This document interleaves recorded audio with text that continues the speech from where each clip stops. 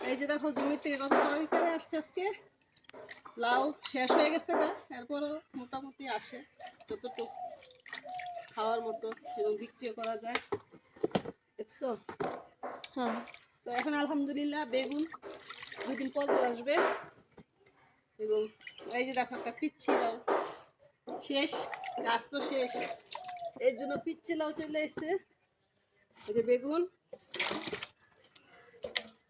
Order আছে, একজন 1 KG নিয়ে যাবে, আর বাকিগুলো প্রথম যেহেতু রান্না করবো। দেখছো বেগুনগুলো কত সুন্দর।